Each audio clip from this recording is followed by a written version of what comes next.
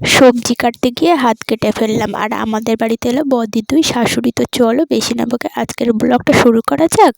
কদিন ধরে যা ঠান্ডা পড়ছে একদমই চান করতে ইচ্ছে হচ্ছে না, কিন্তু ঘুম থেকে উঠে সর্বপ্রথম কাজ হলো আমার চান করা আর তারপরে বাবার মন্দিরে যাওয়া।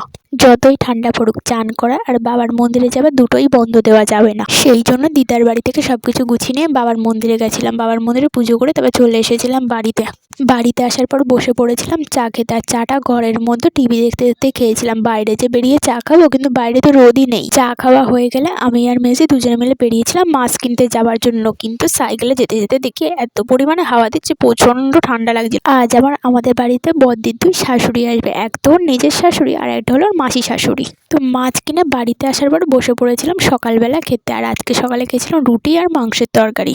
সকালে খাওয়া হয়ে গেলে ফোনে বেশি চার্জ না থাকে ফোনটাকে চার্জে বসেছিলাম, কারণ সকালে কারেন্ট ছিল না। তো তারপরে বসেছিলাম একটু সবজি কাটার জন্য। সবজি তো কেটেছি, তার সাথে সাথে নিজের হাতটাও কেটেছি, তাও ভালো হাতটা কম কেটেছে। তো যাই হোক, তারপরে আবার বসে পড়েছিলাম দুধ গরম করতে। দুধ গরম করে রাখা হয়ে গেলে তারপর দেখি বদ্দির শাশুড়ি আর মাসি শাশুড়ি এসেছে আমাদের বাড়িতে।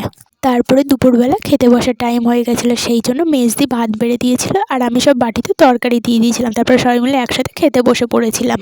আজকে দুপুরে আমাদের রান্না হয়েছিল ভাত, ডাল সিদ্ধ, আলু ভাজা, বেগুন ভাজা, তেলাপিয়া মাছের ঝাল, বেগুন দিয়ে, কাটাপোনা মাছ দিয়ে, আলু দিয়ে তরকারি। সব কটা রান্নাই আজকে ভালো হয়েছিল, কিন্তু আজকে কেন জানি না আমার ডাল সিদ্ধ আর আলু ভাজাটা খেতে বেশি ভালো লাগছিল। দুটোই কি সুন্দর মিষ্টি মিষ্টি খেতে লাগছিল।